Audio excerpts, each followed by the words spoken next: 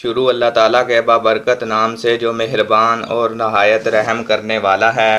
دوستو، آج ہمارا موضوع چائے کے متعلق ہے، جس میں ہم آپ کو چائے کی تاریخ اور اس کے بارے میں دلچسپ حقائق سے آگاہ کرنے والے ہیں۔ ایک تحقیق کے مطابق پانی کے بعد چائے دنیا کا مقبول ترین مشروب ہے اور تقریباً 2 ارب لوگ اپنی صبح کا آغاز چائے سے ہی کرتے ہیں۔ تاہم یہ خیال کم ہی کسی کے ذہن میں آتا ہے کہ یہ مشروب جو ان کے مزاج کو سکون دیتا ہے، یہ ان تک کیسے پہنچا۔ چائے کی کہانی کسی بہترین ناول سے کم نہیں، جس میں مختلف اتار چڑھاؤ بھی دیکھنے کو ملتے ہیں۔ اگر چائے کی دریافت کی بات کی جائے تو اس کے متعلق کئی کہانیاں سنائی جاتی ہیں۔ انہی میں سے ایک کہانی کے مطابق چائے کی دریافت کچھ اس طرح ہوئی کہ ایک قدیم چینی دیو ملائی بادشاہ کو صفائی کا بہت زیادہ خیال تھا۔ اس نے اپنی رعایا کو حکم دے رکھا تھا کہ وہ پانی ابال کر استعمال کیا کریں۔ ایک دن جنگل میں بادشاہ کا پانی ابالا جا رہا تھا کہ چند پتیاں آ کر برتن میں گر گئیں۔ جب بادشاہ نے یہ پانی پیا تو نہ صرف اس کو ذائقہ پسند آیا بلکہ اس کے بدن میں بھی تیزی آ گئی۔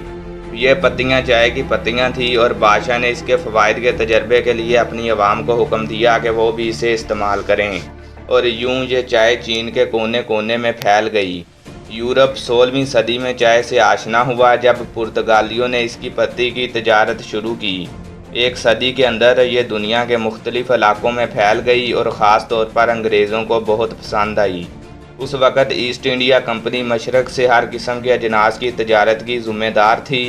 اس کمپنی کو مہنگے داموں چائے چین سے خریدنا پڑتی تھی اور پھر اسے سمندری راستے کے ذریعے دوسرے علاقوں تک پہنچایا جاتا تھا۔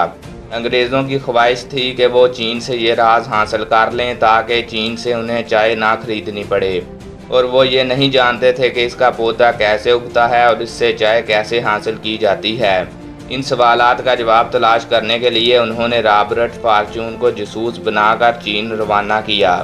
یہ ستمبر 1848 کی بات ہے جب فارچون نے اپنے بال منڈوائے اور اس کے راہبر نے اس کے بالوں میں ایک لمبی مینڈی گوندھ کر اسے چینی لبادہ پہنا دیا۔ اب ایک مسئلہ یہ تھا کہ اس کا قد عام چینیوں کے مقابلے میں 1 فٹ سے بھی زیادہ اونچا تھا۔ اس کا حل اس نے یوں نکالا کہ اس نے لوگوں سے کہہ دیا کہ وہ دیوارے چین کی دوسری طرف سے آیا ہے، جہاں لوگ عموماً لمبے ہوتے ہیں۔ اسے چین کے ان علاقوں تک جانا تھا جہاں مارکو پولو کے بعد شاید کسی یورپی نے قدم نہیں رکھا تھا۔ اسے معلوم ہوا کہ فوجیان صوبے کے پہاڑوں میں سب سے عمدہ کالی چائے اگتی ہے، چنانچہ اس نے وہیں کا رخ کر لیا۔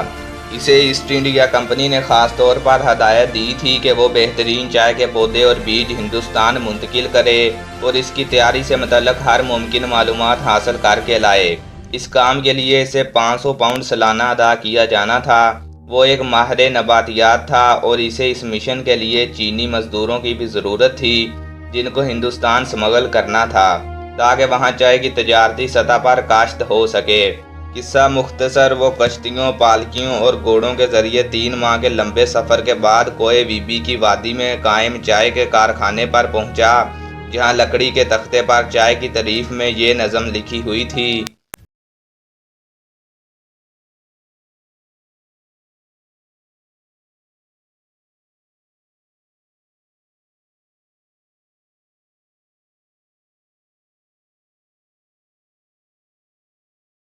میں سمجھا جاتا تھا کہ سبز اور کالی چائے کے پودے الگ الگ ہوتے ہیں، تاہم بعد میں اسے معلوم ہوا کہ سبز اور کالی چائے ایک ہی پودے سے حاصل ہوتی ہے، فرق صرف اسے سکھانے اور پکانے کے طریقوں میں ہے۔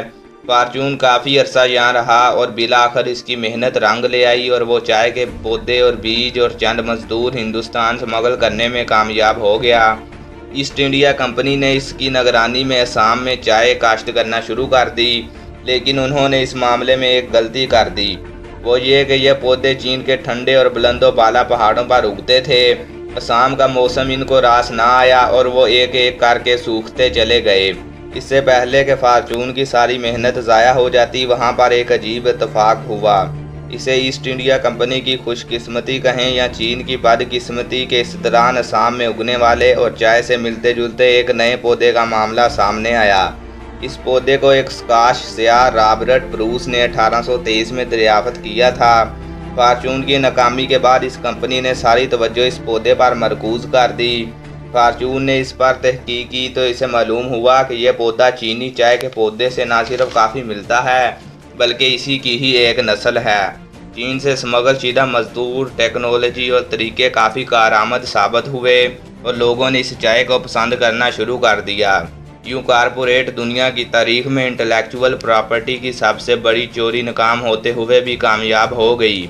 फिर क्या था, हिंदुस्तान में बड़े पैमाने पर चाय काश्त की जाने लगी और बरामद में कमी के बायस चीन के चाय के बागात खुश्क होते चले गए।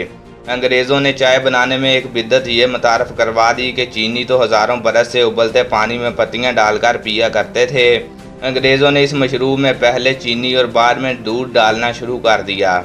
इस बारे में उर्दू के एक मारूफ अदीब और दानश्वर मौलाना अबू अल कलाम आज़ाद अपनी किताब गुबारे खातर में लिखते हैं कि चाय चीनियों की पैदाइश है और इनकी तशरीह के मुताबिक 1500 बरस से इस्तेमाल की जा रही है।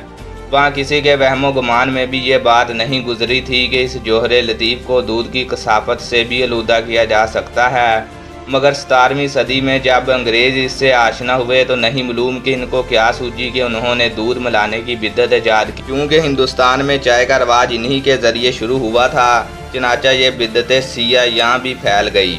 रफ्ता रफ्ता मामला यहाँ तक पहुँचा कि लोग चाय में दूध मिलाने की बजाय दूध में चाय मिलाने लगे। दोस्तों, आपके इल्म में ये बात शामिल करते चलें कि चाय की कहानी में हिंदुस्तान के अहम किरदार का सबूत इंडिया के साबिक़ वज़ीर आज़म राजीव गांधी ने 1985 में अमेरिका के दौरे के दौरान पेश किया, जब उन्होंने कांग्रेस के मुश्तरका इजलास से खिताब करते हुए कहा कि इंडिया में पैदा होने वाली चाय ने अमरीकियों की बरतानिया से आज़ादी के जज्बे को हवा दी।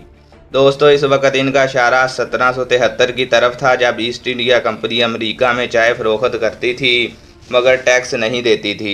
आखिरकार तंग आकर कुछ अमरीकियों ने बूस्टन के साहल पर खड़े बहरी जहाज़ पर चढ़कर चाय के पत्तियां समुंदर में फेंक दीं।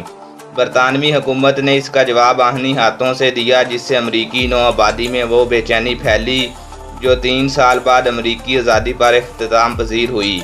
ताहम ऊपर बयान करदा कहानी से वाज़ेह हो गया होगा कि राजीव गांधी को गलत फहमी हुई थी।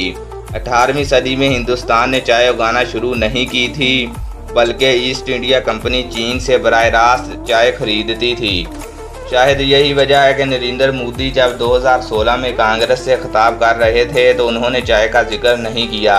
अगर चाय के मुख्तलिफ हक़ाइक़ की बात की जाए तो सबसे पहले ये बताना ज़रूरी है कि सब्ज़ चाय, काली चाय और सफ़ेद चाय वगैरह एक ही पौधे से हासिल होती है, सिर्फ इसकी प्रोसेसिंग में फ़र्क होता है। दुनिया में 84% ब्लैक टी ही इस्तेमाल की जाती है। बाज़ लोगों में चाय में मक्खन मिलाने का रवाज भी पाया जाता है, जैसा कि हिमालय में लोग चाय में मक्खन शामिल करते हैं। दुनिया में सबसे ज़्यादा चाय तुर्की में पी जाती है और वहाँ का हर फर्द तकरीबन एक दिन में 10 कप चाय पी जाता है, जबकि आयरिश लोग दुनिया में दूसरे नंबर पर सबसे ज़्यादा चाय पीते हैं। 2013 में दुनिया की सिर्फ चाय की मार्केट की मालियत $38.8 बिलियन थी। दुनिया में हर साल 15 दिसंबर को चाय का आलमी दिन भी मनाया जाता है।